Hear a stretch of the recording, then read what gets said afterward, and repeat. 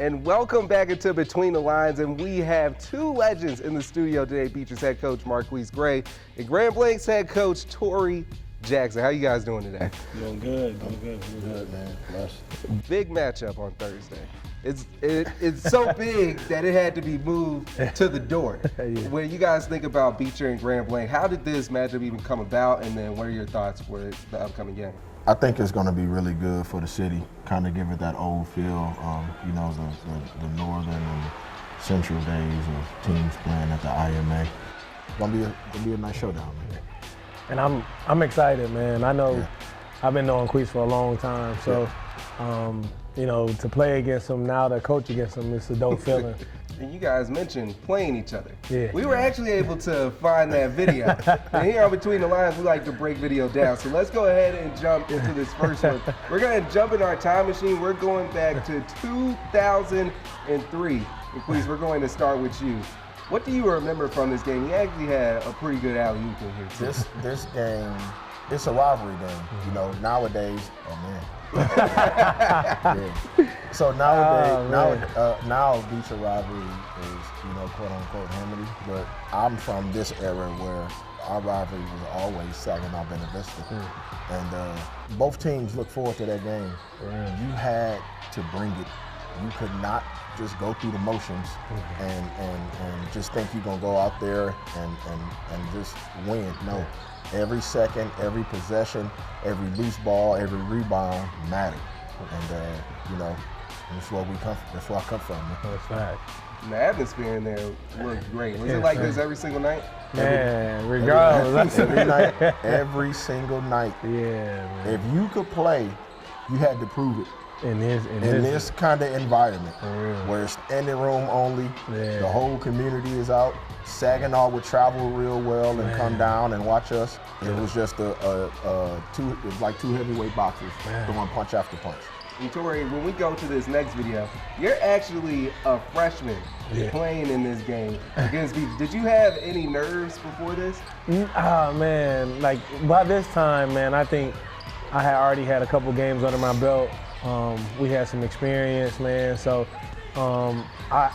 coming down to Flint, the hype, you hear about a lot of, BV Beecher rivalries, how good BV was, and how much of an athlete Marquise was, man. So it was like, man, you could kind of get rattled, but during these moments, man, I was just like, I was a freshman, so I ain't care. I ain't had no care in the world. I was just out there hooping at this moment. And that's what made it so crazy. Man, he was a freshman, and he was striking us like he had been playing for 4 or 5 years. Yeah. And it was like, I got to see him for another 2 years. Man. It was war, man. It's crazy seeing this video, man, and it's all my teammates that was in here, man. I look at all the bigs that had to try to defend this dude, man. We had to throw 3-4 guys at him, man. That's tough. It was tough, man. So it was fun, though, for sure. So let's go ahead and jump to the 04 game. This is actually at BV, and either of you guys can answer this, because this game was great. What was this environment like? Man. I remember getting off the bus and their fans, like, not surrounding the bus, but outside. We got y'all. We got y'all tonight, like talking. So that's why you came out like this? No, this is a 16-year-old kid that enjoys playing the game, and at this time when I'm on the floor, nothing mattered.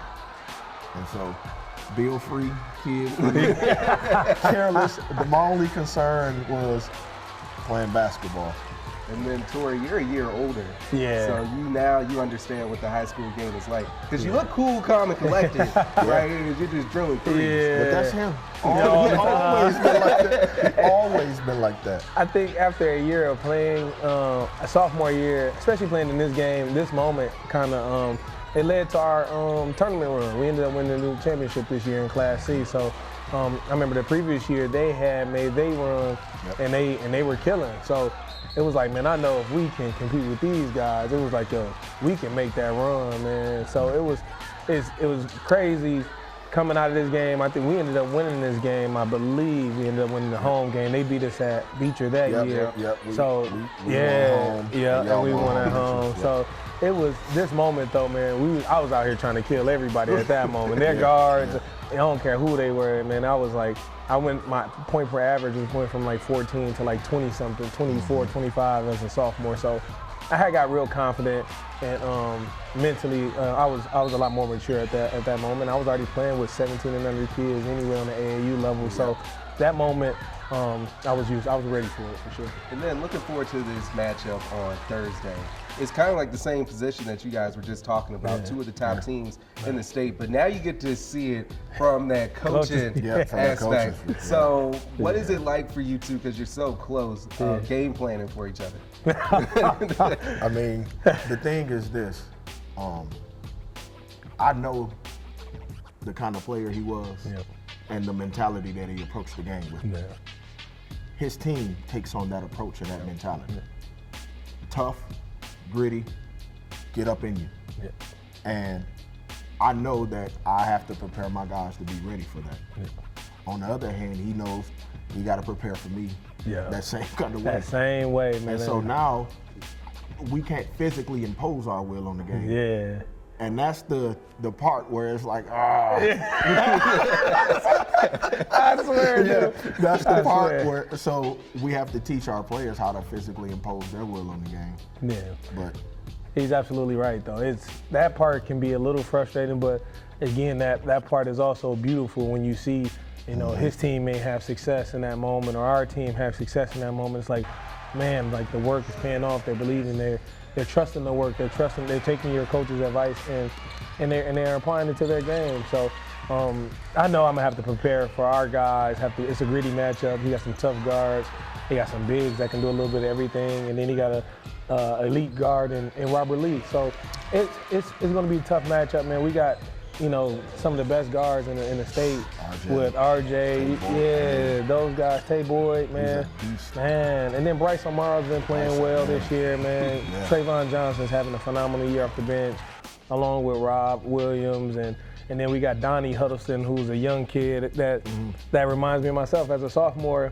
He finally gets the opportunity to step in, and he's making the most of his minutes, man. So it's a blessing to see those kids, take our advice and apply it in our game. So this matchup Thursday is going to be fun. It's going to be intense, and that's as you see on the video, that's what we're used to. So we're looking forward to that for sure. And just to add to that, it's going to prepare both teams to go into our tournament run. And that's why we wanted to set it, kind of the last one of the year. Yeah. So let's just jump back in that time machine, just one more time for you. So let's say, Queese, you're a senior, and Tory, you're in your senior year. Yeah. Who would win that one-on-one matchup? You guys are going to, let's just say 11.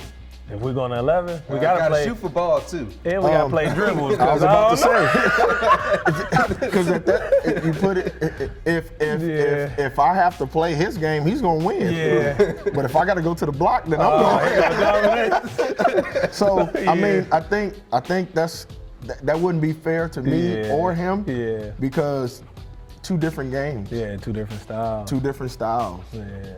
Now, both of us will compete to the death. And for real, we're going to compete to the death. I'm fouling it every day. Same thing. I'm grabbing. Take it up top. Take it back up top. For real. So, man, I think it, two competitive guys. Two competitive guys. Neither one of us want to lose. So nope. That one, that's whoever alive at the end. Whoever alive at the end. That's all it's about, man. That's why I love him, end. Man. That mentality says a lot about who he is as a player, as a person, man.